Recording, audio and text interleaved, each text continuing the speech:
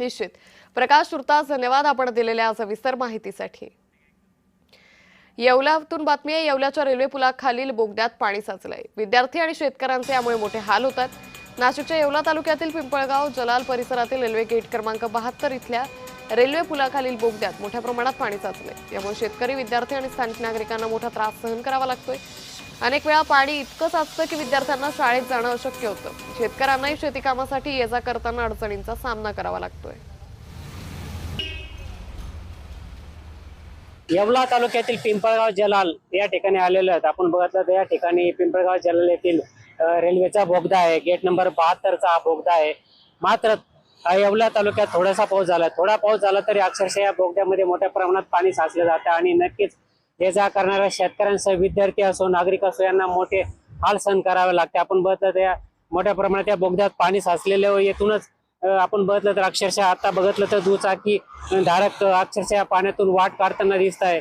मोठ्या प्रमाणात पाणी नेहमी साचत असतं. नक्कीच यामुळे आपण बघितलं शेतकरी आपला शेतमाल देखील घेऊन जाताना अक्षरशः पाण्यातून जावे लागते. आपल्यासोबत येथीलच काही विद्यार्थी काय सांगाल की पाणी साचतं, काय सामना करावा लागतो कॉलेजला जाताना? काही नाही, 4-5 दिवस घरी राहावं लागतं. बस पण येऊ शकत नाही, लहान गाड्या पण नाही आणि बस पण येऊ शकत नाही. 4-5 दिवस घरी राहावं लागत आम्हाला. थोडा जरी पाऊस झाला तरी खूप पाणी साचतं. आपल्यासोबत काही विद्यार्थी काय सांगाल, तू शाळेत जातो पाणी साचला तर कसं होतं मग? म्हणजे कॉलेजला जाणे येण्याची खूप अनवन होती. आपल्यासोबत येथील काही स्थानिक नागरिक आहे, काय सांगाल की नेहमीच पाणी साचतं, काय मागणी आपली?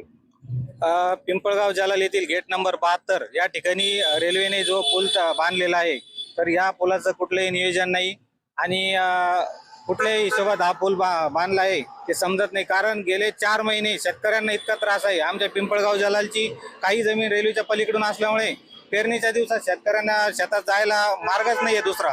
त्या पाण्यातून जायचं म्हणजे खूप अवघड आहे. आणि दुसरी गोष्ट अशी, छत्रपती संभाजीनगर हा जो मधला मार्ग आहे तो पण इथूनच आहे. तर आंदरसूल मार्गे जो गाड्या जातात, जे वाहनं जातात ते कधी कधी 2-2, 3-3 तास इथेच उभे राहतात. कधी कधी 2-2 दिवस सुद्धा इथेच उभे राहतात. खूप हालाकीचे आम्हाला त्रास सोसावा लागतो. आमची सरकारला एकच विनंती आहे की हा पूल जो 4 महिन्यासाठी जे पाणी साचतं, तर त्यासाठी आम्हाला रेल्वे गेट 4 महिन्यासाठी चालू करून द्यावे, ही आमची प्रमुख मागणी आहे.